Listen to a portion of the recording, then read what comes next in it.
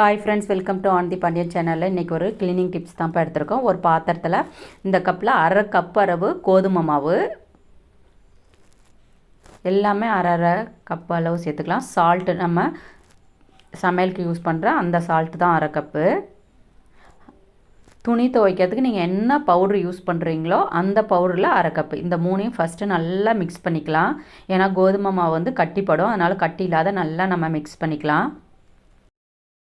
2 spoon அளவு next lemon juice நம்ம ஊற்றிக்கலாம். லெமன் ஜூஸ் ஊற்றுனதுமே அந்த பவுடர்லாம் பாருங்கள் எப்படி பொங்கி வருதுன்னு.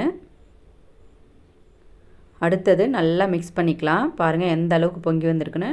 நல்லா மிக்ஸ் பண்ணிவிட்டு அடுத்தது நம்ம 2 ஸ்பூன் அளவு வினிகர்,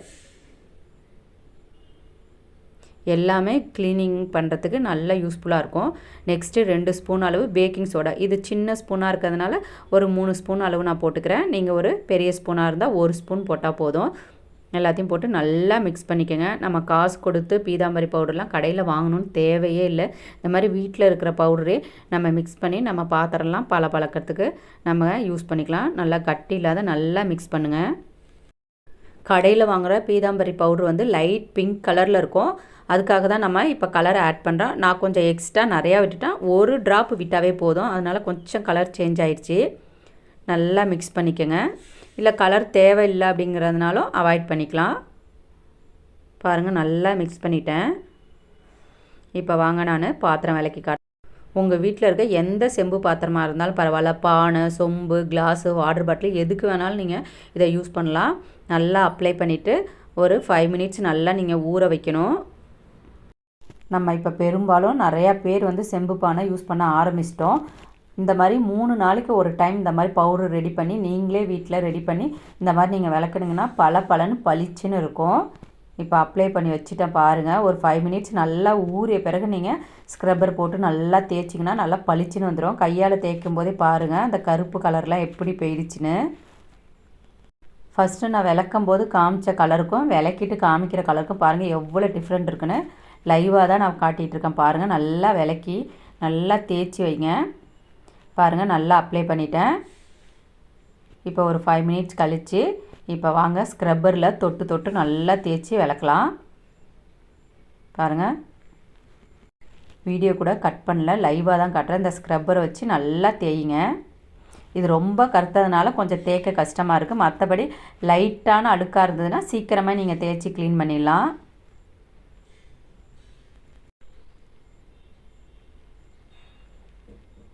நல்லா பளபளன்னு பளிச்சுன்னு புதுசு மாதிரி இருக்கும். நல்லா தேய்க்கணும். எந்த இடத்துல அழுக்கு இருக்கோ அந்த இடத்துல ஸ்க்ரப்பரை வச்சு நல்லா தேய்ச்சிங்கன்னா நல்லா பளிச்சுன்னு ஆகிடும். இப்போ தேய்ச்சி முடிச்சுட்டு கழுவி உங்களுக்கு காட்டுறேன் பாருங்கள். இந்த கார்னர்லலாம் நல்லா கருப்பு மாதிரி இருக்கும். இந்த ஸ்க்ரப்பர் வச்சு நல்லா தேய்ச்சிங்கன்னா பளிச்சுன்னு ஆகிடும். இப்போ வாங்க நம்ம கழுவி காட்டுறேன் பாருங்கள்.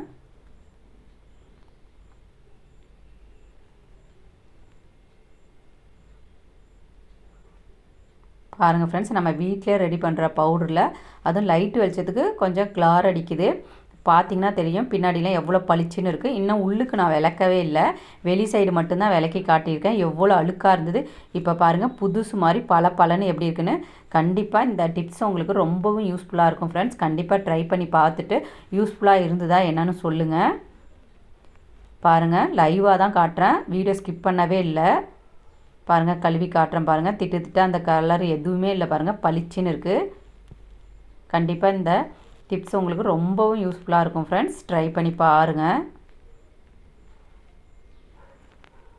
வாங்க ஃப்ரெண்ட்ஸ் அடுத்த ஐடியா என்னன்னு நம்ம பார்க்கலாம். வேஸ்ட்டாக இருக்கிற ஒரு ப்ரஷ் இருந்தாவே போதும். நம்ம தையல் மிஷின் வீட்டில் வச்சுருந்தா பளபளன்னு பளிச்சுன்னு இருக்கும். பாருங்கள் இந்த மாதிரி நெருப்பில் காட்டி பின்பக்கமாக இந்த ப்ரஷ்ஷை அப்படியே வளைச்சிடுங்க. இந்த ஒரு ப்ரஷ் இருந்தால் நிறையா க்ளீனிங் டிப்ஸுக்கு நம்ம கிச்சன்லேயும் யூஸ் பண்ணலாம். அடுப்பு க்ளீன் பண்ணுறதுக்கு, கிளாஸ் க்ளீன் பண்ணுறதுக்கு, வாட்டர் பாட்டிலெலாம் உள்ளுக்கு கை போகாத டைமில் இந்த மாதிரி ப்ரஷ்ஷை வச்சு கூட நீங்கள் க்ளீன் பண்ணலாம். இப்போ தையல் மிஷின் தான் உங்களுக்கு க்ளீன் பண்ணி காட்ட போகிறேன். பாருங்கள் கீழே எவ்வளோ அழுக்கு டஸ்ட் இருக்குதுன்னு பாருங்கள். ரொம்ப அழுக்காக இருக்குது. ஒரு சிஸ்டர் கேட்டிருந்தாங்க இந்த தையல் மிஷின் எப்படி மெயின்டைன் பண்ணுறதுன்னு க்ளீனிங் டிப்ஸாக ஆல்ரெடி வீடியோ போட்டிருக்கேன். கண்டிப்பாக லிங்க் தரேன் பாருங்கள். அதில் ஒரு சிஸ்டர் கேட்டிருந்தாங்க, நான் வந்து கரண்ட் வச்சு தான் யூஸ் பண்ணுறேன், அதை வந்து ஒர்க் பண்ணி காட்டுங்க அப்படின்னு கேட்டிருந்தாங்க. கண்டிப்பாக நெக்ஸ்ட் வீடியோவில் தைக்கும்போது உங்களுக்கு வீடியோவாகவே எடுத்து அப்லோட் பண்ணுறேன் சிஸ்டர். பாருங்கள், துணி வச்சு துடைக்கும் போது அவ்வளோ அழுக்கு போகாது. கையெல்லாம் உள்ளுக்கு போகாத இடத்துல தான் இந்த ப்ரஷ்ஷை வச்சு நீங்கள் க்ளீன் பண்ணிங்கன்னா நல்லா பளிச்சுன்னு பளபளன்னு இருக்கும். இந்த ஒரு ப்ரஷ்ஷை வச்சு உங்கள் வீட்டில் நிறைய ரீயூஸ்க்கு நீங்கள் யூஸ் பண்ணலாம். பழைய ப்ரஷ் தானேன்னு வேஸ்ட்டாக நீங்கள் தூக்கி போடாத இந்த மாதிரி கூட நிறைய க்ளீனிங் டிப்ஸுக்கு பழைய ப்ரஷ்ஷெல்லாம் நீங்கள் யூஸ் பண்ணிக்கலாம் ஃப்ரெண்ட்ஸ். இந்த ஐடியாவுமே உங்களுக்கு யூஸ்ஃபுல்லாக இருக்கும். இன்னொரு சிஸ்டர் ஒரு டவுட்டு கேட்டிருந்தாங்க, நான் இட்லி வீடியோ போட்டிருக்கேன், அதை பார்த்துட்டு ஆப்பமும் தோசையும் போடுங்க சிஸ்டர்னு கேட்டிருந்தாங்க. ஆல்ரெடி ரேஷன் அரிசியில் ஆப்பம் எப்படி ரெடி பண்ணுறதுன்னு வீடியோ போட்டிருக்கேன் சிஸ்டர், அதை பாருங்கள்.